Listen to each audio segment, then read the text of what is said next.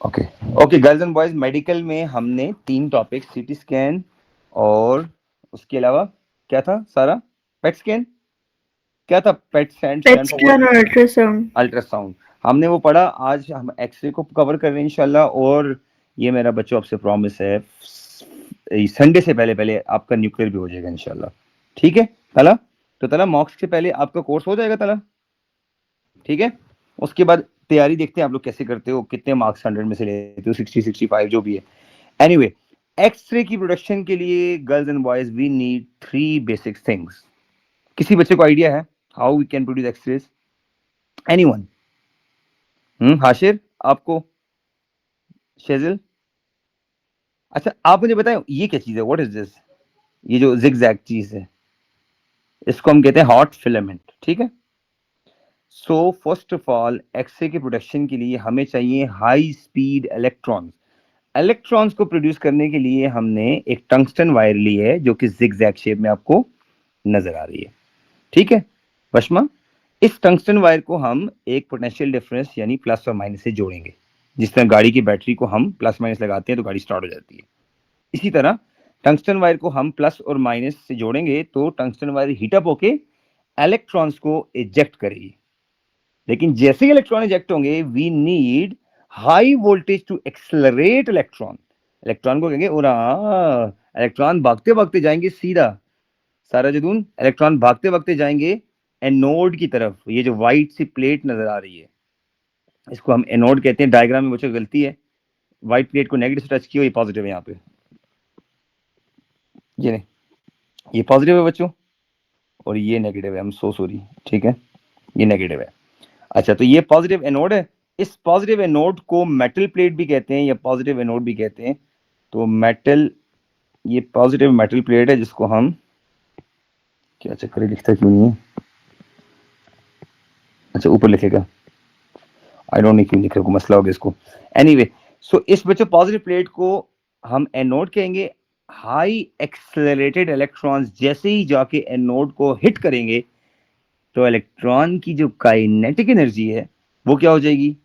वो कन्वर्ट हो जाएगी 99% किसमें? हीट में, और 1% एक्सरे में। अब एक्सरे क्यों बनी है वो आपको आगे की स्टोरी बताऊंगा कि why we can not say they are gamma rays, why we can not say they are visible light, why we need to say they are x ray. हमें एक्सरे कहने की नौबत क्यों आई है? हम इनको विजिबल लाइट क्यों नहीं कह सकते? ये जो रेज निकल रही हैं इनको एक्सरे ही क्यों कहते हैं, वो मैं बताऊंगा। लेकिन आपने 3 चीजें याद रखनी है। चलिए, number 1, we need thermionic emission का प्रोसेस। कौन सा प्रोसेस? Thermionic emission. कंप्लीट करेंगे। Thermionic emission is the removal of electron from hot filament. दोबारा बोले, thermionic emission is the, loudly शाबाश बोले,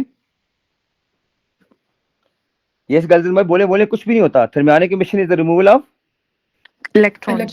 electron from hot filament. Filament. Okay, what we do to accelerate electron? We apply what? High voltage. High voltage. Vashma बोले loudly. High voltage. To accelerate electron. Okay, Yeah. when electron hit the metal target, they get deaccelerated. They lose their kinetic energy.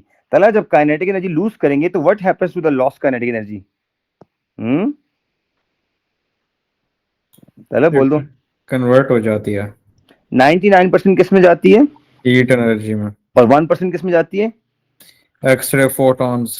X ray photons में जाती है। और ये पूरा system vacuum है, इसके अंदर वैक्यूम है। बाकी एनोड इतना ज्यादा हीटअप हो जाता है, उसको कूल करने के लिए येलो वाला ऑरेंज वाला ऑपरेटर है, आपने उस पर नहीं जाना, वो आपका आपका सिलेबस का पार्ट ही नहीं है। सो बच्चों, अभी तक आपको ये पता चला देयर आर दीज कंडीशंस जो नेसेसरी हैं। हर बच्चा एक कंडीशन का नाम लेगा। ओके जी, एनीवन? फर्स्ट कंडीशन क्या है? Thermionic emission. Good, thermionic emission यानी source of electron. Very good, next one. कोई और? मेटल टारगेट या पता नहीं है कोई और बच्चा बताए, शाबाश। बच्चे हाई क्लास में बहुत से वोल्टेज। बच्चे हैं, please, I don't want shy student in my class, be confident. गलत बोल रहे हैं सही बोल रहे हैं बोलें। मेटल मेटल टारगेट को जाके हिट करेंगे इलेक्ट्रॉन, सही है। उसके बाद क्या चाहिए हिट करने से पहले?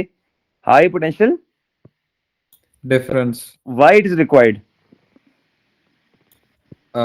स्पीड अप करने के लिए था ना? इलेक्ट्रॉन को एक्सेलरेट करने के लिए। Okay, now anybody else, when electron hit the metal anode फिर क्या होगा? तला के अलावा Decelerate बताएं। होता है इलेक्ट्रॉन इलेक्ट्रॉन डीएक्सेलरेट होंगे। What happens to the kinetic energy?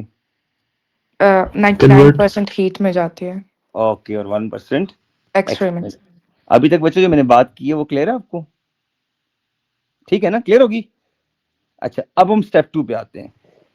First of all, ये जो एक्सरेज बनी है, why they are said to be X-rays, number 1, and number 2, क्या एक्सरे एक टाइप की, दो टाइप्स की, हम उस पर आते हैं। फर्स्ट ऑफ ऑल, एक्सरे इसलिए कि ये जो एनर्जीज बनी है, इन एनर्जी को अगर हम इस फॉर्मूले में डालें, E = HF या HC by लैम्डा, तो तला की अच्छा, बात। ये वही है जहाँ पे वो वेवलेंथ मैच होगी। Very good. सो अगर यहाँ पे सारा जो तुम वेवलेंथ फाइंड करेगी इनकी, तो ये वेवलेंथ इस स्पेक्ट्रम में किससे मैच करेगी?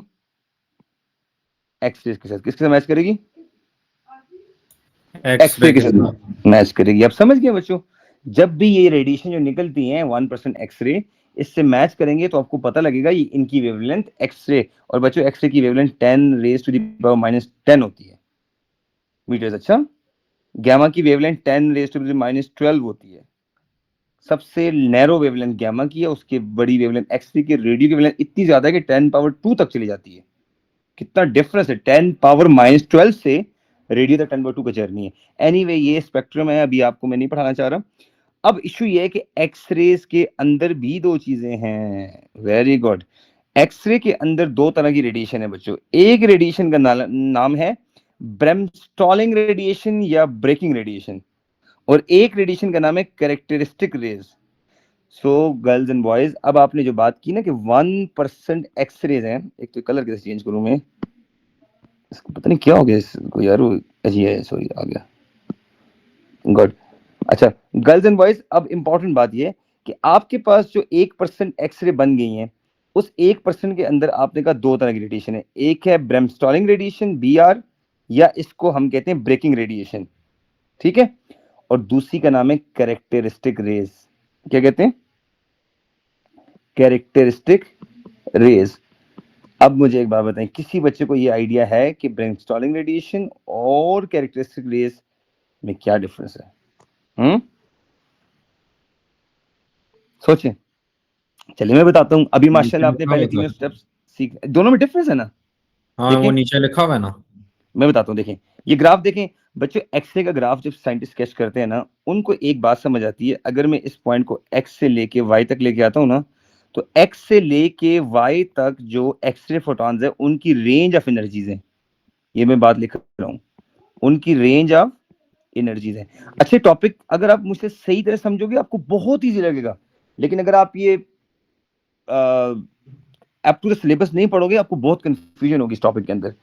यहाँ पे बच्चा मैं एक बात कहने लगा हूँ, वो बात यह है कि आपके पास जो एक्स से लेके वाई तक जो गौर से अगर आप देखें, मैंने आपको मार्क करके दिखा दी, मैं सर्कल दोबारा कर रहा हूँ। एक्स से लेके वाई तक जो भी एनर्जीज हैं, एक्स एक्सिस के अंदर एनर्जी है किसकी? उन फोटॉन्स की जो रिलीज हुए हैं एनोड से हिट करने के बाद। ये रेंज ऑफ एनर्जीज है, बात समझ आइए?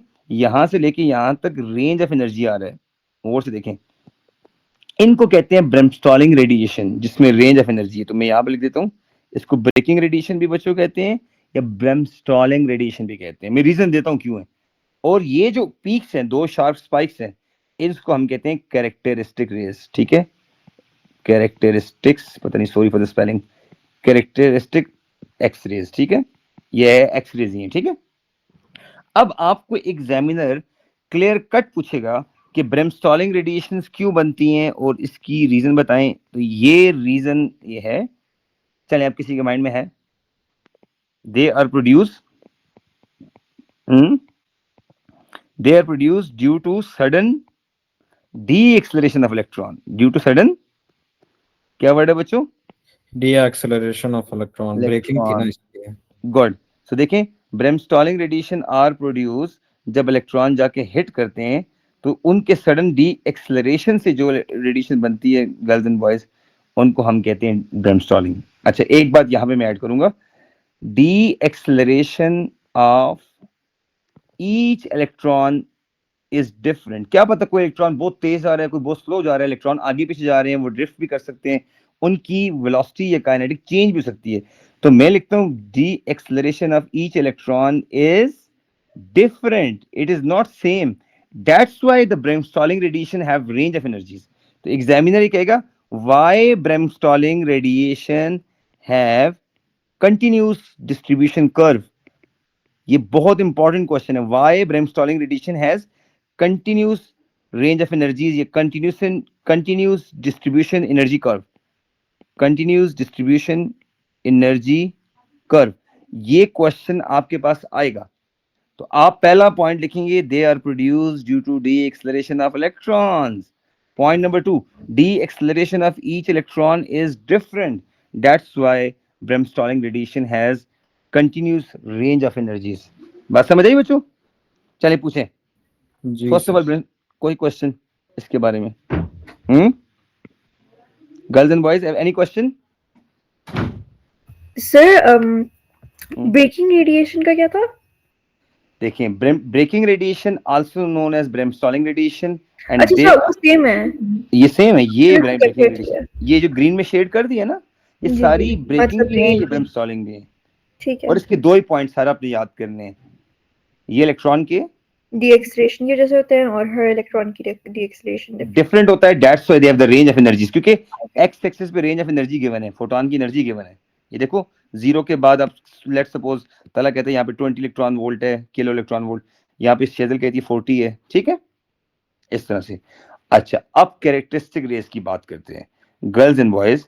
ये जो आपको मेटल टारगेट में दिखा रहा हूं ना, ये वाला दिस वन, इस मेटल एनोड के अंदर एनर्जी लेवल्स है, ये मेटल है। और आपको पता है whenever electron in an energy level absorb energy और अ फोटोन, तो क्या करता है इलेक्ट्रॉन? क्वांटम पढ़ा हो आपने, बताएं। एक्साइटेड स्टेज पे जाता है। वेरी गुड वेरी गुड, ये क्वांटम पढ़ने का फायदा हुआ ना। ये अगर इलेक्ट्रॉन था, ये सारा इनसाइड मेटल एनोड है, inside metal anode there are energy level, ठीक है बच्चों। और जब आपके पास कोई ना कोई फोटोन आके इसको हिट करेगा तो क्या होगा? Electron goes to the excited state and the moment electron de excite होगा तो इलेक्ट्रॉन क्या करेगा, क्या रिलीज करेगा? एनर्जी। फोटोन। Photons।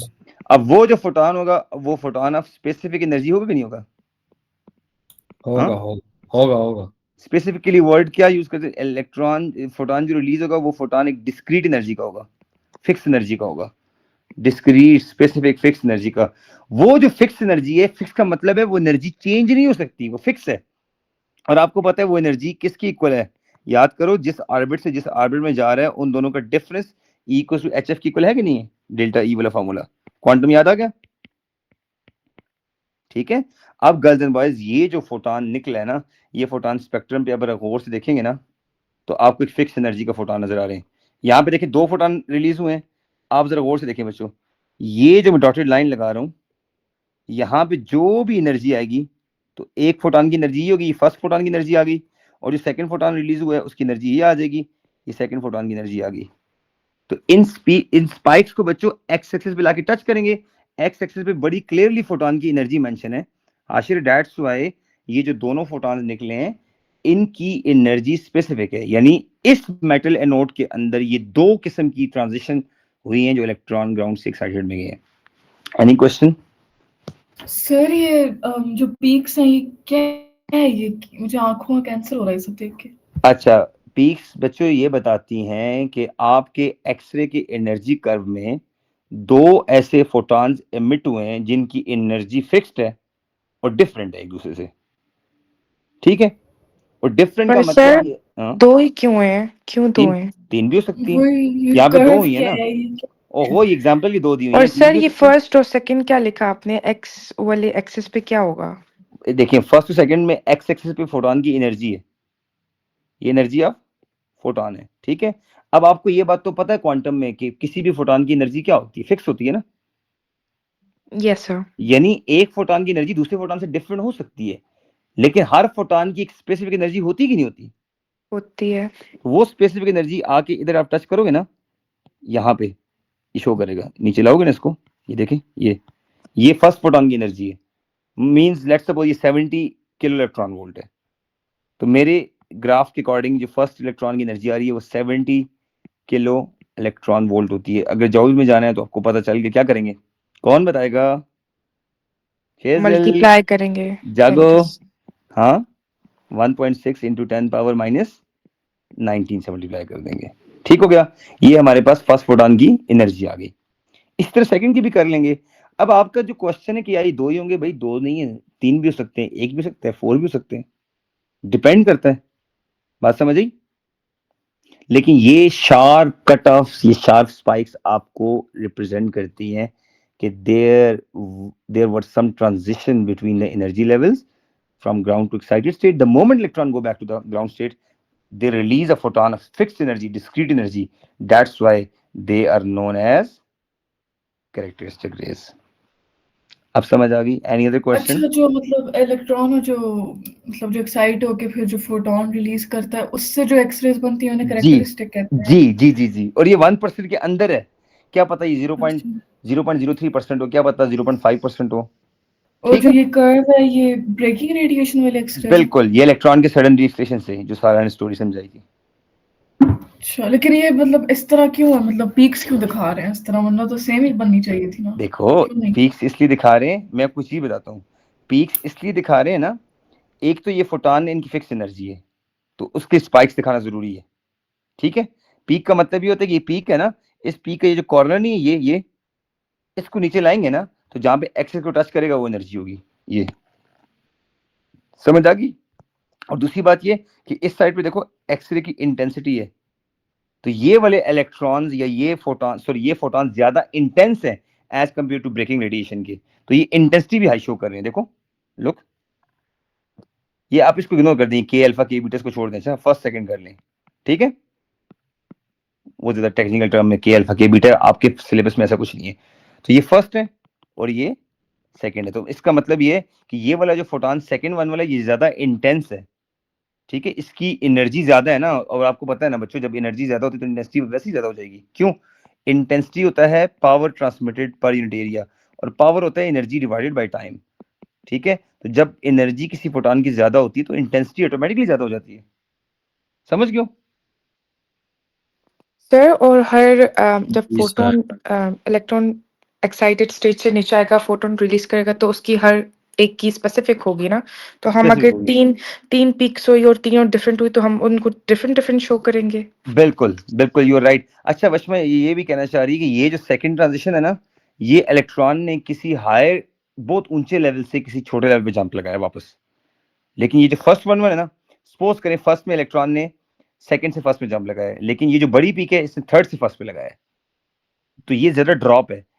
आपके घर में 6 स्टेयर्स हैं, सपोज करें इस वली में बड़ी पीक में इलेक्ट्रॉन ने या तला ने या हाशिर ने बड़े स्टेयर से बहुत नीचे स्टेयर पे जंप लगा दी वापस, लेकिन यहाँ पे काजिम ने स्टेयर 2 से स्टेयर फर्स्ट पे जंप लगाया या स्टेयर 3 से स्टेयर फर्स्ट पे जंप लगाया।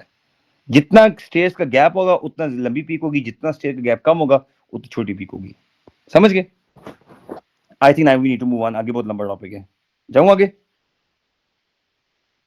अच्छा, नाउ गर्ल्स एंड बॉयज, अब मुझे बताएं, एग्जाम में ये क्वेश्चन आया एक दफा 5 मार्क का, ये बिल्कुल एग्जाम की क्वेश्चन की कैप्शन मैंने ली है, explain briefly the principle of production of X-ray beam. 5 number पूरे करें, हर बच्चा एक एक पॉइंट बताता जाए।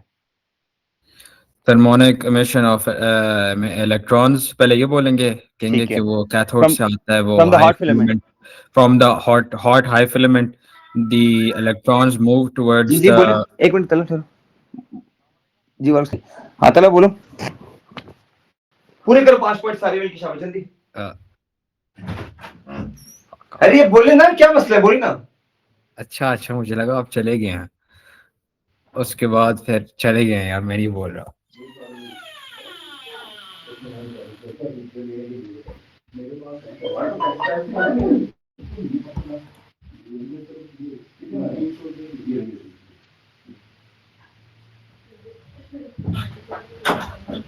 जी हाँ जी, first point thermodynamic emission. Next, High voltage. High voltage to accelerate electron, good Ashir. Next, high voltage which accelerates the electrons, और फिर वो जो मेटल टारगेट होता है उस मेटल के ऊपर जाके they strike the electrons and they lose their kinetic energy okay next कोई और बताइए जी। तला ने into कहा heat. सडनली एक्सेलरेट हो गए, electron lose kinetic energy. Next girls आप आ जाए मैदान में, शाबाश जल्दी। Electron decelerate, they lose kinetic energy. बोले फिर वो हीट में Converted कन्वर्ट to हो heat जाता है, ओके फिर जो देन 1% होगा और वो एक्सरे में हो 1% जाएगा। एक्सट्रा अब 1% एक्सरे को एक्सपैंड करें दो रेडिएशन में, क्या थी? ब्रेकिंग और कैरेक्टरिस्टिक। ओके, ब्रेकिंग क्या की ब्रैकेट में क्या लिखेंगे? Produce due to sudden Deceleration of electrons when they hit the okay, anode. और कैरेक्टरिस्टिक्स के ब्रैकेट में क्या लिखेंगे? Produce due to excitation and then Excitation of the excitation of electron. जी देख लें। अच्छा, एक बात मिस की है, जो रेंज ऑफ एनर्जी है उसको कंटिन्यूस स्पेक्ट्रम कहते हैं, और दूसरा जो है इलेक्ट्रॉन की डी एक्सेलरेशन से वो लाइन स्पेक्ट्रम बनता है। कैरेक्टरिस्टिक लाइन, लाइन का मतलब है स्पेसिफिक एनर्जी का स्पेक्ट्रम है, लाइंस नजर आती हैं। कंटिन्यूस का मतलब ये है कि रेंज ऑफ एनर्जीज है। बात समझ आई? ठीक है, अच्छा, तभी मतलब कर्व दिखाया। हाँ ना, कर्व का मतलब ये है वो कंटिन्यूस स्पेक्ट्रम है, लाइन का मतलब है डिस्क्रीट स्पेक्ट्रम है। तो आपको पता है ना, फोटॉन की एनर्जी डिस्क्रीट होती है जो ट्रांजिशन के बाद आता है, और जो डीएक्सेलरेशन से आएगा वो कंटिन्यूस है। ठीक है, तो आपने ये याद रखना है, ब्रेमस्टॉलिंग या ब्रेकिंग रेडिएशन के साथ जो आपने लिखना है उसको कंटिन्यूस स्पेक्ट्रम कहना है, और जो कैरेक्टरिस्टिक रेज हैं वो लाइन स्पेक्ट्रम है। बस ये 5 मार्क पूरे हो गए, गॉट इट? अच्छा, अब ये क्वांटम का फॉर्मूला आपको आता है, equal to hf hc by lambda। I don't need to explain this, ये आपको आगे काम आएगा। अच्छा, आई होप ये आपको आता है, आगे जा रहा हूँ मैं। अच्छा, now girls and boys, x ray जब किसी भी मटेरियल में इंटर होती हैं तो वो एटेन्यूएट होती हैं। Can anybody tell me what is attenuation? उससे मैंने पढ़ाया था। Decrease Attenuation of is the amplitude. very good gradual energy. हाँ, loss of intensity या एम्पलीट्यूड। वश में राइट, एम्पलीट्यूड ड्रॉप होगा तो इंटेंसिटी ऑटोमेटिक ड्रॉप होगी।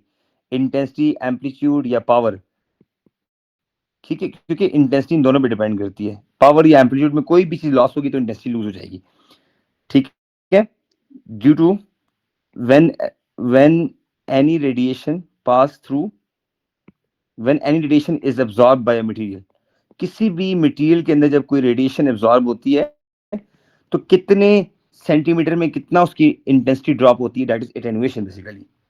अच्छा, अब एटेन्यूएशन का मतलब ये है कि देखें, अगर स्टार्ट में यहाँ पे तला कहते हैं ये 250 है इसकी इंटेंसिटी, तो हो सकता है आधे पे जाके, जरूरी नहीं कि हाफ हो, लेकिन ड्रॉप हो जाएगी। लेकिन यहाँ पे लेट्स सपोज मैं कह रहा हूँ हाफ पे जाके हाफ हो गई है, फिर हाफ पे जाके और हाफ हो गई है, फिर हाफ पे जाके और हाफ हो गई है, तो आहिस्ता आहिस्ता आप देख लें ग्रेजुअल लॉस ऑफ इंटेंसिटी आ रहा है कि नहीं आ रहा।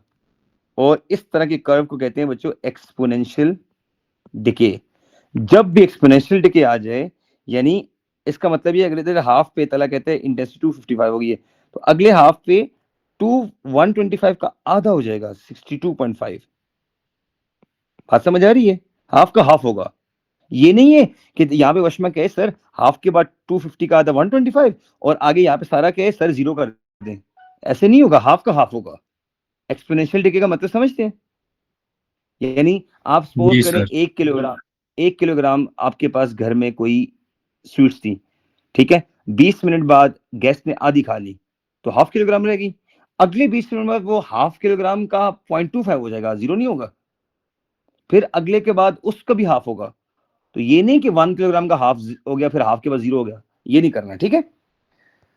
अच्छा, आगे आते हैं। एटेन्युएशन का फॉर्मूला है, फॉर्मूले से पहले मैं आपको एक चीज समझाता हूं। ये ग्राफ देखें, बोन में ज्यादा एटेन्युएशन हो रही है या बॉडी के फ्लैश में? चेक करें, वोट करें, बोन कहां पे एटेन्युएशन मैक्सिमम है, बोन में या फ्लैश में? फ्लैश Bone में, में? बोन में। क्यों?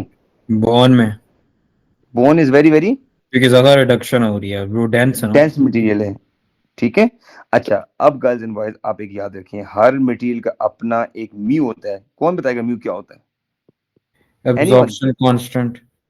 अच्छा, इसको लीनियर एब्जॉर्प्शन ओ हाँ, कोफिशिएंट कहते हैं, नेवर माइंड। या फिर लीनियर एटेन्युएशन कोफिशिएंट। कोई बात नहीं, तला आपको पता है, तला ये वोकैबुलरी मैटर करती है। I think nobody knows more than you. Linear attenuation coefficient, ठीक है बच्चों, इनमें से कोई भी वर्ड यूज कर सकते हो। ये वाला वर्ड यूज करो, ये वाला वर्ड यूज करो, ये म्यू हो गया। अब आपको ये बात क्लियर बता रही है, कितने मजे से देखो, एक्सरे आ रही थी, जैसी बॉडी में इंटर हुई है और बॉडी में एक फ्लैश है और ये बोन है, ठीक है। इस बोन, ये आपकी बोन होगी, ठीक है बच्चों। तो बोन में जैसे ही एक्सरे गई है तो बोन ने कितना क्विकली इंटेंसिटी को ड्रॉप किया है, क्योंकि वाई एक्सिस पे देखें बच्चों क्या चीज है, इंटेंसिटी। यानी अगर लेट्स सपोज इसकी इंटेंसिटी 1000 वाट पर मीटर स्क्वायर, तो सबसे ज्यादा बोन में ड्रॉप की है। अब आपको ये तो बात तो पता चल गई है कि बोन में जाके ड्रॉप होती है, लेकिन आप you are doing A level physics, आपको बताना है कि कितने सेंटीमीटर थिक की बोन हो तो कितने सेंटीमीटर इंटेंसिटी रहेगी। Who will explain this formula? Very very important. चले कोई भी बता सकता है। पहले मैं गर्ल्स को चांस दूं, अगर वो ना बता सकी बॉयज में से बताए कोई। चले गर्ल्स, आई क्या है, आई नॉट क्या है, ई क्या है, म्यू क्या है, एक्स क्या है? Anyone? Transmitted If someone is taking, intensity I और फिर I naught initial intensity है और E exponential very good, आपके कैलकुलेटर में होता है और X depth okay, और म्यू जो आपने अभी बोला है लीनियर एटेन्यूएशन को। एक्स जो है वो थिकनेस या डेप्थ है उस बोन की या फ्लैश की, मैं भी बोन लिख रहा हूँ, और म्यू क्या है? Linear attenuation coefficient. अगला क्वेश्चन का आंसर बॉयज देंगे, गर्ल्स नहीं बोलेंगे। जी जी बोले। डेंस मटेरियल्स का म्यू ज्यादा होता है या कम होता है? ज्यादा होता है, ज्यादा होता है। ठीक है, तो ये क्लियर कट। बच्चों मैं प्रेजेंटेशन आज आपको भेजूंगा ये वाली। अच्छा ठीक है, इसके अंदर और भी मेडिकल की टॉपिक्स हैं। अच्छा, पेट स्कैन की प्रेजेंटेशन है, एस्ट्रोनॉमी की भी है, मैं सारी भेजूंगा, मुझे याद करवाना है आपने। ओके, अब बच्चों असल बात ये है कि मैं सिर्फ ये चाहता हूँ क्विकली, आपके पास सिर्फ और सिर्फ 1 मिनट है। अगर मैं आपको ये बात बोलूं कि अगर एक चीज का म्यू है 3.5 पर सेंटीमीटर और एक चीज की इनिशियल इंटेंसिटी वो है 1000, मुझे बताएं एक्स की वैल्यू कितनी होगी जब इंटेंसिटी 400 हो जाए? तो प्लीज लेट्स सी, आप एक दफा लॉग अप्लाई करें ताकि आपको एग्जाम सामने आए तो आप ये कहें यार एटलीस्ट एक दफा सर ने सिखाया था how to solve it. I know maths वाले कैन डू लाइक दिस, वो करें, अपना आंसर बता दें। मैथ्स वाले, बायो वाले थोड़ा स्ट्रगल करेंगे। आपने मुझे एक्स बताना है कि कितनी डेप्थ होगी, एक्स बताना है। वैल्यू ऑफ, हाँ वशमा आपने सोच के बताना है एक्स की वैल्यू कितनी हो जाएगी कि अगर आपकी इनिशियल इंटेंसिटी 1000 जो थी वो ड्रॉप हो जाए इस पॉइंट पे आके 400। ठीक है, इस पॉइंट पे आके ये बोन है, तो एक्स की वैल्यू कितनी होगी? तो वशमा इसको कैसे सॉल्व करें, आगे खुद सॉल्व कर लें, मैं सिर्फ आपके लिए एक दफा वैल्यू लिख रहा हूँ, e power minus mu into x. अभी एक्स की वैल्यू मत लगाएं, ठीक है। अब यहां से आगे क्या करोगे आप लोग सोच लो। बायो वाले स्टूडेंट थोड़े से स्टक होंगे, मैथ्स वाले तो माशाल्लाह जबरदस्त करके जाएंगे यहाँ से। I am waiting. अच्छा, लेकिन आपकी समझ आ गई कि ई पावर को कैंसिल करने के लिए ताला ने बोला लॉग भी लेने दोनों साइडों पे ln। या सर ये फिजिक्स में है तो हाँ, तो ln ई पावर को कैंसिल कर देगा और 1 आ जाएगा, और ताला की बात बिल्कुल सही है, पावर स्टार्ट में आ जाएगी, पावर है, पावर स्टार्ट में आ जाएगी, लॉग की पावर है। अच्छा, ये स्टार्ट में आ जाती है और log ऑफ ई 1 हो जाएगा, उसके बाद mu x equal to negative value x निकाल लें। ठीक है, गुड यार, ये भी हो गया। अच्छा, अच्छी समझ आ रही है शेजल? Yes, sir. Yes sir. Okay okay. अच्छा, अब बच्चों बात सुने, अब हमने 3 काम करने हैं माशाल्लाह। हमने एक्सरे प्रोड्यूस भी कर दी, थर्मानिक मिशन से सारा कुछ कर लिया, उसके बाद हमने एक्सरे की एटेन्यूएशन पे बात कर ली। अब हमने एक्सरे को इम्प्रूव करना है। इम्प्रूव करने के लिए गर्ल्स एंड बॉयज मतलब ये है कि जैसी एक्सरे प्रोड्यूस होती है ऐसी हम पेशेंट को नहीं दे सकते। रेडियोलॉजिस्ट को कुछ 2 से 3 अमेंडमेंट करनी है। वो अमेंडमेंट क्या है? सबसे पहले रेडियोलॉजिस्ट चाहेगा कि पेशेंट को लेस एक्सपोजर मिले। क्या मिले? क्या? ताकि ज्यादा देर एक्सरे अगर बॉडी में रही तो म्यूटेशन हो सकती है, कैंसर हो सकता है। दैट्स वाई एक्सपोजर टाइम को लेस करना है, एक बात बच्चों। दूसरा ये है शार्पनेस को अच्छा करना है, ताकि डॉक्टर जब इमेज देखे ना, अगर वो लेस शार्प ना हुआ तो डॉक्टर को गुस्सा आएगा, क्योंकि उसने देखना है कि एक्सीडेंट में बंदे की हड्डी टूटी है कि नहीं टूटी। तो वो sharpness should be very good. और तीसरी बात कहते हैं कंट्रास्ट, बेटर कंट्रास्ट। ये 3 चीजें करने के लिए आपको आगे 15 मिनट मेरी बात सुननी होगी। मैं नॉन स्टॉप खैर नहीं बोलूंगा, आपसे पूछूंगा, लेकिन आपसे कुछ टेक्निकल टर्म्स है बच्चों जिनको सीखना होगा, तो आप ये 3 काम कर सकेंगे। अदरवाइज आप जो मर्जी कर लें, रटने मारने की अलग बात है, लेकिन ये है कि आपको less exposure, better sharpener, better contrast, इसके लिए आपको कुछ अमेंडमेंट करनी पड़ेगी। जो रेडियोलॉजिस्ट वो बटन शटन घुमाते हैं ना, जो मशीन के पास खड़े होके, वो सारे काम कैसे करते हैं मैं वो आपको सिखाऊंगा। तो आपके माइंड में ये क्लियर हो गया कि एक्सरे के बनने के बाद वो जो 99% तो हीट में चली गई, जो 1% एक्सरे बन गई वो डायरेक्ट पेशेंट की बॉडी को नहीं देना आपने। बात समझ आई?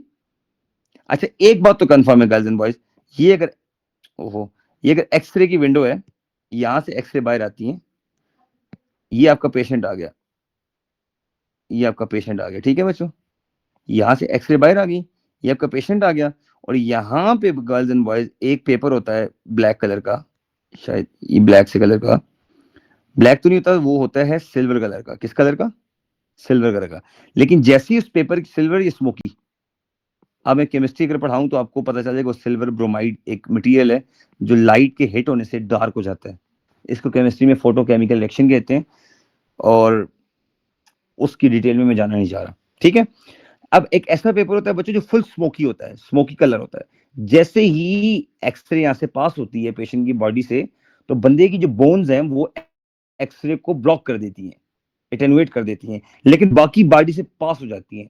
तो जहां जहां पे एक्सरे जाके हिट करती हैं गर्ल्स एंड बॉयज, वो स्मोकी पेपर ब्लैक में कन्वर्ट हो जाता है, लेकिन जो बोन्स हैं उसका स्केच स्मोकी स्मोकी नजर आता है।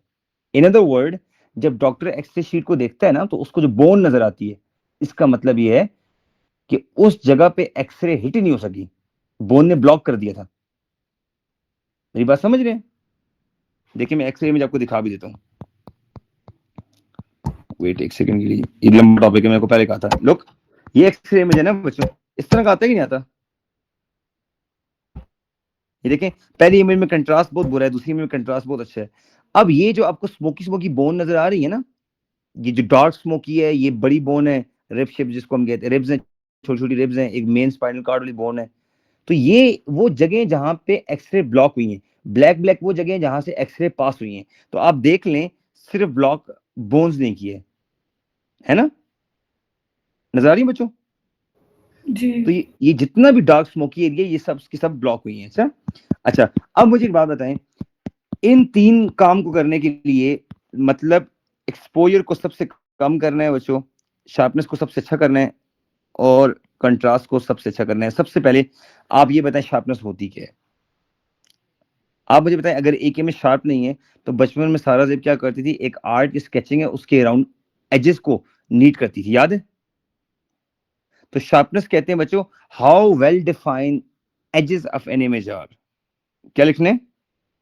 How well define edges, EDG, definition, हाँ ये डेफिनेशन है। अच्छा, ये सारी डेफिनेशन मेरे टॉपिकल में लिखी हुई है। How well define the edges of an image are, ये है शार्पनेस। शार्पनेस करने के तरीके क्या है मैं बाद में पढ़ाता हूँ। अभी कंट्रास्ट क्या है? कौन बताए कंट्रास्ट क्या होता है? बच्चों मुझे एक बात बताएं, जब आप कंट्रास्ट पहनते हैं, आप ब्लैक के साथ ब्लैक शर्ट पहने, वो कंट्रास्ट तो नहीं है। ब्लैक के साथ व्हाइट पहने तो क्या हो जाता है? कंट्रास्ट आ गया ना। तो कंट्रास्ट कहते हैं दो कलर्स में कितना डिफरेंस है। तो contrast is the difference between the visual difference, sorry, contrast is the visual difference between blackening and whitening. बच्चों मैं एक बात बता दूं, जो लोग ऊपर ऊपर से ये सब्जेक्ट कॉन्सेप्ट पढ़ रहे हैं ना, ये मार खाएंगे पेपर में, आपको बता दूं। पास पेपर के रटे लगाने से आपका ये नहीं आता, visual difference between blackening and whitening of an image. तो बच्चों एक्सरे के इमेज में दो ही कलर्स हैं, एक व्हाइट है और एक ब्लैक है। तो उन व्हाइटनिंग और ब्लैकनिंग कलर में जो विजुअल डिफरेंस है उसको कंट्रास्ट कहते हैं। तो it is the visual difference between the blackening and whitening of an image. समझ गए? अब चलिए आप लोग सजेशन दें मुझे। डेफिनेशन आपने सीख ली, किसी बच्चे को कोई सजेशन हो before I move to the next slide? 3 topics हैं, मुझे बताएं एक्सपोजर को कम करने के लिए रेडियोलॉजिस्ट क्या करता होगा? ताला के माइंड में शार्पनेस को हाई करने के लिए रेडियोलॉजिस्ट क्या करता होगा? कंट्रास्ट को बेटर करने के लिए लड़कियां कोई मुझे मशवरा दें। लेट्स सी, क्या पता आपकी गैस काम कर जाए। हाशिर सर शार्पनेस के लिए इज इट पॉसिबल कि हम लोग रेजोल्यूशन ठीक करें? अच्छा, आप जो भी बात करेंगे मैं यस नो करूंगा, ठीक है? बोले जी, शार्पनेस को बेहतर करने के लिए क्या करें? मतलब रेजोल्यूशन से कुछ हो सकता है? पता नहीं। रेजोल्यूशन से कुछ हो सकता है? नहीं हो सकता जी, आगे बोले। आप एक्सरे मशीन को सोच के बताएं, इलेक्ट्रॉन्स आ रहे हैं, मेटल टारगेट से हिट कर रहे हैं, इलेक्ट्रॉन एक्सरे बनने के बाद एक्सरे बीम जो है वो नैरो एक्सरे बीम को नैरो कर लें। वेरी वेल डन जी। तला ने पहली बात बिल्कुल ठीक करी, मैं इसकी बात यहाँ पे कहीं लिख देता हूँ जी। तला ने कहा शार्पनेस को ज्यादा करने के लिए एक्सरे बीम को नैरो करें, तो मैं यहाँ पे लिखता हूँ बीम को नैरो करेंगे। ओके, और कोई और बच्चा कोई सजेशन दे? एल्यूमिनियम फॉइल भी यूज करते हैं सर। एल्यूमिनियम स्ट्रिप्स यूज करते हैं, वो शार्पनेस के लिए, कंट्रास्ट के लिए, शार्पनेस के लिए। गुड जी, ये ठीक है, उसको कहते हैं, बड़े मजे का नाम था उसको, ये एंटी फिर बात स्कैटर्ड। सुने, एल्यूमिनियम तो एक्सपोजर के लिए नहीं इस्तेमाल करेंगे, एक्सपोजर कम हो जाए और पेशेंट का वो अब्जॉर्ब जो करता है। वो फास्फोरस है। तला फास्फोरस? बता सर दे। कॉन्ट्रास्ट के लिए एक मिनट, वशमा जो आपने बात की थी ना कि एल्यूमिनियम फॉइल, वो एल्यूमिनियम ब्लॉक्स होते हैं, उस पूरी डिवाइस का नाम है एंटी स्कैटर्ड ग्रिड। वो मैं आपको आगे बताऊंगा वो क्या हाँ होता है। आपने सही ठीक बात है। कर दी वशमा, ठीक है। और तला ने भी ठीक बात की, बीम को नैरो करना है। और कोई बच्चा कोई भी सजेशन दे, चैट जीपीटी से सर सर्च कर दे, मुझे कोई मसला नहीं है। कॉन्ट्रास्ट के लिए कोई कोई ऐसी चीज नहीं है, मतलब जो कोई एजेंट या सब्सटेंस जिसकी वजह से मतलब वो हाईलाइट कर पाए वो वेरी जगह गुड जहाँ जी, पे कंट्रास्ट के एटेन्यूएशन लिए हम, डिफरेंसेस। यू आर राइट, हम एक केमिकल यूज करेंगे जिसका नाम होगा barium sulphate. You are right, बिल्कुल सही बोल दिया सारा जदून, हम एक केमिकल यूज करेंगे, पेशेंट को खिलाएंगे या इंजेक्शन लगाएंगे, ठीक है।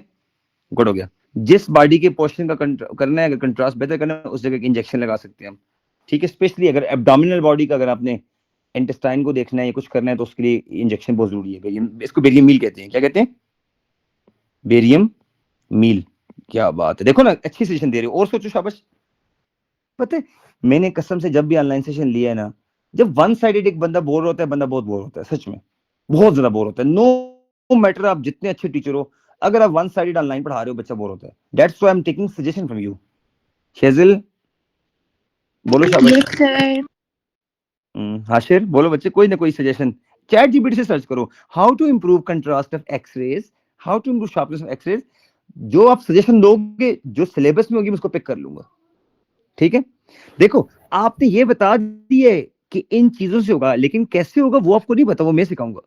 बीम सर नैरो करनी कैसे जी, सर फॉर बोलो। शार्पनेस हम स्मॉल पिक्सल भी यूज करते हैं, क्या फ्लम, क्योंकि स्मॉल व्हाट, पिक्सल, जब आप स्मॉल पिक्सल पिक्सल। यूज करते हो तो शार्प आती है इमेज रादर अच्छा, देन उसको ब्रॉड पिक्सल वाला। को कहते हैं बच्चों, जिस एग्जिट विंडो से एक्सरे बाहर होती है ना, उस विंडो के अपर्चर को कम करते हैं, उसको हम कहते हैं ए पी, पता नहीं अपर्चर के स्पेलिंग क्या होते हैं।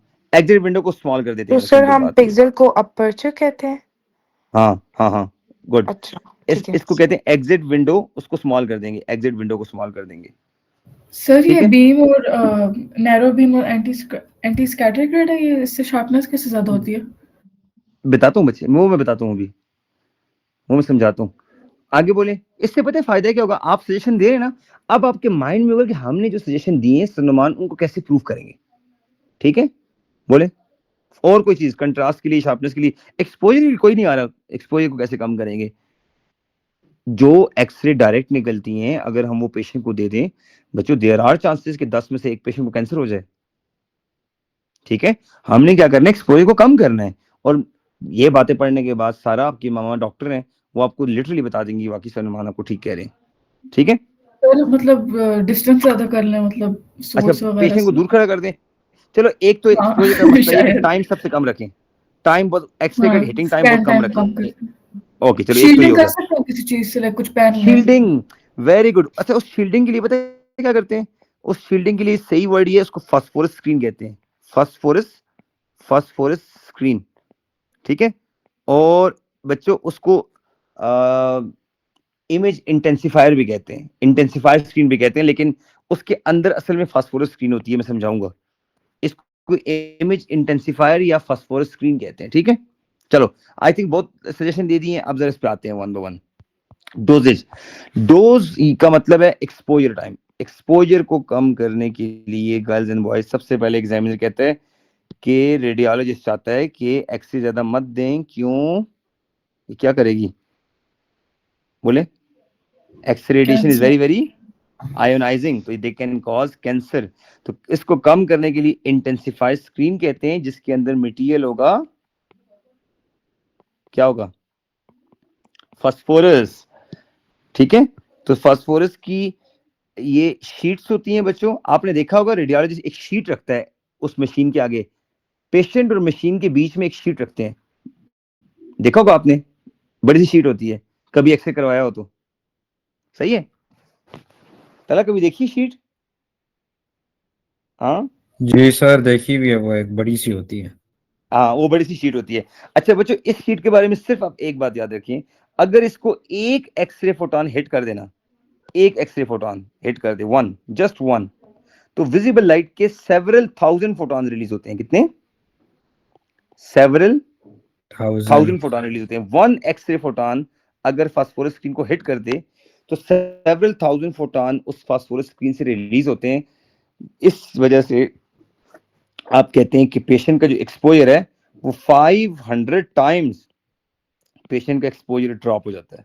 यानी जो एक्सरे को मिलनी थी वो 500 टाइम्स ड्रॉप हो जाती हैं just by putting a phosphorus screen. अगली स्लाइड में मैंने क्लियर लिखा हुआ है 100 से लेके 500 टाइम पेशेंट का एक्सपोजर ड्रॉप हो जाता है, क्योंकि जब एक एक्सरे फोटॉन उस फास्फोरस स्क्रीन को हिट करता है तो वो विजिबल लाइट के सेवरल थाउजेंड फोटॉन रिड्यूस करता है। ये बात मैंने यहाँ पे लिख दी है, आप समझ आई? सर फोटोन रिलीज से एक्सपोजर का क्या मतलब लिंक है आप उसमें? देखें, आपको क्या लगता है कि फास्फोरस स्क्रीन से जो फोटॉन्स रिलीज होते हैं, फोटॉन्स को एनर्जी लेकर रिलीज होते हैं ना, तो Yes. एनर्जी रिलीज होने से तो इंटेंसिटी ड्रॉप हो जाती है ना, बात समझ आई? जो एक्सरे फोटॉन एक हिट करता है ना तो वो सेवरल थाउजेंड फोटॉन्स को रिलीज कर देता है। इसका मतलब है कि एक x ray photon several thousand visible light के फोटॉन्स को एमिट कर सकता है। उसमें इतनी जान होती है, उसमें इतनी पावर होती है, दैट्स व्हाई उसकी अपनी एनर्जी ड्रॉप हो जाती है एक्सरे फोटॉन की। समझ गए? अच्छा, फ्लोरोस्कोपी आपने नहीं पढ़ना, ये एक टेक्निक बहुत है, ये दूसरी टेक्निक भी है लेकिन इसको छोड़ दें, सही है? तो पहली बात समझ आ गई है बच्चे, सिंपल वन वर्ड बात ये है, पेशेंट एक्सपोजर को कम करने के लिए हम क्या यूज करते हैं? Image intensifier. और जिसके अंदर मेन मटेरियल कौन सा है बच्चों? क्या बोला था मैंने? फास्फोरस। और वो एक विजिबल लाइट का फोटॉन हो, एक एक्सरे का फोटॉन हो, तो सेवरल थाउजेंड फोटॉन्स निकल जाते हैं, जिससे पेशेंट का एक्सपोजर कितने टाइम कम हो जाता है? कितने टाइम्स कम होता है? 100 से 500 टाइम्स। ये क्लियर हो गया? तो हम अपना पहला टारगेट अचीव कर चुके हैं, जिसमें हमारा था कि हमने लेस एक्सपोजर को, देखें अब सारा की बात, उसने कहा था कुछ शील्डिंग टाइप कुछ चीज होती है, वो शील्डिंग टाइप शीट होती है जिसके अंदर फास्फोरस स्क्रीन है, उसका नाम शील्डिंग नहीं है, उसको कहते हैं इमेज इंटेंसिफायर स्क्रीन। क्या नाम है? Intensifier screen. ठीक है सारा, is it clear? Ashir clear है यहाँ तक? Yes, sir. गजन, आपको गजन आवाज आ रही है? सॉरी क्लास में किसी का नाम नहीं ले रहा, तो पश्मा वो सारा, नहीं है। अच्छा चलो ठीक है। Next question, now girls and boys. अच्छा इसको छोड़ दें, ये अच्छा ये एक दफे डायग्राम देख लें। ये जितनी भी ये जो पर्पल पर्पल डॉटेड लाइंस है ना बच्चों, ये पर्पल पर्पल डॉटेड लाइन जाके उस फास्फोरस स्क्रीन पर जाके हिट करती हैं, ठीक है? ये प्लीज डायग्राम की कॉम्प्लेक्सिटी में आपने नहीं जाना, आप सिर्फ ये देखें डॉटेड लाइन एक सिंगल चीज पे फोकस करती है, और जिस चीज के ऊपर फोकस करती है उसका नाम फास्फोर है, ठीक है? फास्फोर, और वहां से जो है वो रेडिएशन निकल के एक्सपोजर कम हो जाता है, दैट्स इट। ठीक है, आपने इस ये डायग्राम आपकी फिर लेवल से में नहीं आई। बताएं। ओहो, सिर्फ ये है कि एक ये फोटो कैथोड नाम कोई चीज है ना, ये सारी की सारी एक्सरे को एक सिंगल पॉइंट पे फोकस करता है, और ये सिंगल पॉइंट जो नहीं, ये वाला पॉइंट, इस पॉइंट पे जाके जब हिट करती है तो यहाँ से एक्सरे की जो इंटेंसिटी वो ड्रॉप हो जाती है। क्या हो जाती है? ड्रॉप हो जाती है। ठीक है, बस आपने याद, इसकी डायग्राम नहीं आएगी ना, मैं सिलेबस आपको दिखा दूंगा, इसका स्ट्रक्चर नहीं है। ठीक है, अगली बात शार्पनेस। अब मुझे बताएं, शार्पनेस कहते हैं how well define edges of an image are, यानी आप कितना क्लियरली कह सकते हैं, लाइक अगर मैं आपको करूं ये क्या चीज है बच्चों, आप कहेंगे सर ये आप ए लिखने की कोशिश कर रहे हैं, मैं एग्जांपल दे रहा हूं, मैं कहूं बच्चों ये क्या चीज है, सपोज करें ये क्या चीज है, आप इसको जेड कर देंगे, ठीक है? क्योंकि सारा इसको पकड़ ऐसे शेड करेगी यूं, इस तरह यूं, तो ये बता जेड बना देगी। तो कहने का मतलब ये है, कोई भी इमेज है वो बोन है, उसके एजेस अगर थोड़े से क्लियर हैं तो वो शार्प इमेज है। तो how well define edges of an image are. तो अब आप बताएं शार्पनेस के लिए आपने क्या क्या सजेशन दी थी? हम क्या करें बच्चों, शार्पनेस को अच्छा कर लें? वो नैरो बीम और एंटी स्कैटर ग्रिड। गुड बच्चों, मैं 3 से 4 चीजें आपको बताता हूँ जो शार्पनेस के लिए अच्छी हैं। एक, तला ने कहा था नैरो बीम। नैरो बीम के लिए गर्ल्स एंड बॉयज आपके पास कोई ऑप्शन नहीं है सिवाय इस चीज के, आपको स्मॉल लैंप यूज करना है। जिस जगह से एक्सरे आउट हो रही है वहां पे लैंप के साइज को छोटा कर देना, यानी जिस जगह से एक्सरे मेटल को हिट करके वापस आती है ना, ये देखो सारा, अगर आपको याद हो ये मेटल एनोड था सारा जी, तुम देखो ये मेटल एनोड था कि नहीं था इस तरह का। तो जब इलेक्ट्रॉन आके इसको हिट करते थे वशमा, तो अब ये जो सपोज करो ग्रीन ग्रीन एक्सरे बन रही है, ये एक्सरे आखिर किसी सर्कल में से बाहर निकलती है ना, उसको लैंप कह रहे हैं बेसिकली। उसको नैरो कर दें, क्या कर दें, इस लैंप को मैं यहाँ पे ये रिप्रेजेंट किया हुआ देखो, इसको नैरो कर दें। दूसरी बात, तला ने कहा था इस एनोड को छोटा कर दें, नैरो करने के लिए इस एनोड को छोटा कर देंगे, एनोड के मेटल एनोड को छोटा कर दें। तो दूसरी बात होगी एनोड जिसको जाके एक्सरे हिट करती है, जिसको मेटल एनोड कहते हैं, उसको छोटा कर दें। और तीसरा जो सारा जरूर ने बात की थी कि एंटी स्कैटर्ड ग्रेड, वशमा ने भी शायद की थी, तो उसको कहते हैं एंटी स्कैटर्ड ग्रिड। तो एंटी स्कैटर्ड ग्रिड को यूज कर दें, तो जिसकी वजह से आपकी एक्सरे शार्प हो जाएगी। अब कैसे होगी, मैं तीनों बातें आपको एक्सप्लेन करने लगा हूं। पहला, first of all narrow beam check करें जरा, ये नैरो है बच्चों और ये वाइड है, क्योंकि इसमें लैंप लार्ज है, इसमें स्मॉल है। जरा गौर से चेक करें किस में शेडो का शेडो ज्यादा आ रहा है, फर्स्ट डायग्राम या सेकंड डायग्राम, ये फर्स्ट है सेकंड है, किस में शेडो का शेडो, एक अम्ब्रा कहते हैं शेडो, पेनम्ब्रा कहते हैं शेडो का शेडो, किस में ज्यादा शेडो आ रहा है चेक करें। ये पहले वाले में अम्ब्रा ज्यादा आ रहा है। अच्छा, इसमें अब एक चेक करें, एक डॉक्टर ये बोन है ना, इस बोन को देखना चाह रहे हैं, तो ये बोन के शेडो है ऊपर वाला, ये भी शेडो है, ये भी शेडो है। तो इसका मतलब ये है कि डॉक्टर को सिर्फ बोन चाहिए, शेडो कम चाहिए। That's why doctor highly prefer this bone. Doctor will be happy कि ये बोन बिल्कुल ठीक है, इसका शेडो बहुत लेस है। लेकिन यहाँ पे doctor will not be happy because उसमें शेडो बहुत ज्यादा आ रहा है। तो इसके लिए पहला काम है स्मॉल लैंप। जिस जगह से एक्सरे बीम निकल रही है उसके अपर्चर को नैरो कर दें। कैसे करेंगे मैं आपको समझा देता हूँ बच्चे। ये नजर आ रहा है आपको, रेडियोलॉजिस्ट के पास एक बटन होता है बच्चों, बटन को घुमाता है, ये एडजस्टेबल ओवरलैपिंग प्लेट्स हैं, ये प्लेट्स कम ज्यादा करती हैं, जिससे एग्जिट विंडो का अपर्चर देखो चेंज हो रहा है। इससे क्लियर में क्या समझाऊं आपको, ये बड़ी बात समझ आ गई। अपर्चर कैसे कम करते हैं, एडजस्टेबल लेड प्लेट से। लेड इसलिए यूज करते हैं कि लेड एक्सरे लेड से गुजर नहीं सकती, ठीक है? क्या है? ये जो गैप है बीच में जहां से एक्सरे ने बाहर आना है मशीन से, जो बीम है, हाँ एक्सरे बीम ने इस जगह से बाहर आना है, ये वाइट वाली जगह जो है अंदर, सही है।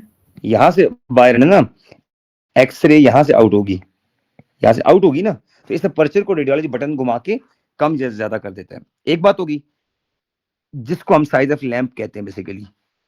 अच्छा, दूसरा प्रोसेस क्या है, look at this one is very very sharp, this one is less sharp. Reason क्या है, इसमें एनोड छोटा है, मैं एनोड को शेड कर रहा हूं जरा, ये देखें एनोड छोटा है इसमें एनोड लार्जर है। तो जितना एनोड लार्जर होगा उतना बीम ज्यादा फैन आउट होगी। फैन आउट समझते हैं, स्प्रेड होगी। आशिर, जितना एनोड का टारगेट छोटा होगा उतना बीम नैरो होगी। ये बात समझ गए? तो ये प्रेजेंटेशन में भेजूंगा, आप इसको पढ़ लेना ना। आप समझ रहे मेरी बात को? शजिल को कंफ्यूजन तो नहीं है, बस सिर्फ और सिर्फ 7 to 8 मिनट्स मोर, ठीक है? देखिए मैंने आपको पढ़ाने से पहले ये इतना मुश्किल एमबीबीएस क्या होता होगा फिर? मुश्किल तो है लेकिन क्या करें।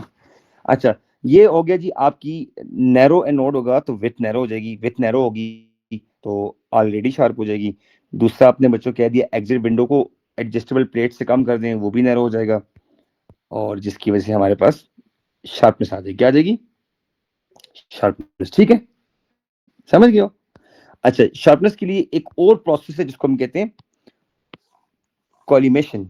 कॉलिमिनेशन गलत लिखती है, कॉलिमेशन नाम है। अच्छा, ये नहीं है कॉलिमेशन, ये नहीं है। अच्छा ठीक है, कॉलिमेशन बच्चों कहते हैं। इसके लिए आप एक डायग्राम देखें, आपको ये देखें। अब ये देखें एक्सरे बीम ऊपर कितनी फैन आउट हो रही थी, अगर 2 लेड प्लेट्स रखें तो आगे लेड स्लेट से गुजरने के बाद कितनी देखो स्ट्रेट हो रही है, और आगे फिर लेड स्लेट रखी है तो वेल कोलिमेटेड बीम आ गई है। कोलिमेटेड का मतलब बच्चों ये है कि स्ट्रेट, लेस स्प्रेडिंग, इसको वेल कोलिमेटेड कहते हैं। तो कितना जबरदस्त तरीके से इस पिक्चर में आपको समझ आ रहा है कि ये बीम यहाँ से पार्शियली कोलिमेटेड है और यहाँ से फुल 100% जो है ये कोलिमेशन होगी। फिर भी अच्छा, अब एक मजे की बात देखना बच्चों, ये कोलिमेशन बीम अब रेडी है पेशेंट की बॉडी में एंटर होने के लिए। लेकिन अब एक मसला है, यहाँ पे पेशेंट होता है इस जगह पे, जैसी पेशेंट की बॉडी में ये एक्सरे जाती हैं, पेशेंट की बॉडी क्या करती है, एक्सरे को स्कैटर कर देती है। अब ये जो पेशेंट की बॉडी है और यहाँ पे वो स्क्रीन है, वो जो पेपर नहीं होता जिसके ऊपर एक्सरे का इमेज आता है, ब्लैक वाला सिल्वर और ब्लैक जो पेपर होता है, तो ये पेशेंट के बाद रखा होता है ना। अब मसला बच्चों ये है कि पेशेंट की बॉडी से जैसे ही एक्सरे बीम पास होती है, अच्छी भली कॉल्यूमिनेटेड स्ट्रेट थी, लेकिन पेशेंट की बॉडी की वजह से फिर वो लेफ्ट राइट चली जाती है। लुक एट दिस, ये आपका पेशेंट है येलो वाला, ये एक्सरे है, और अब ये ऑलरेडी कॉल्यूमेटेड थी, यहाँ पे कॉल्यूमेटेड होके आई है, लेकिन पेशेंट की बॉडी से पास होने के बाद अब गौर से देखें ये लेफ्ट राइट जा रही है एक्सरेज। अब ये पियानो टाइप जो स्ट्रक्चर नहीं है बच्चों, इसको कहते हैं एंटी स्कैटर्ड ग्रिड। क्या कहते हैं? Anti scattered grid. वैसे तला वाज राइट, ये एल्युमिनियम नहीं होता, उसमें लेड होता है।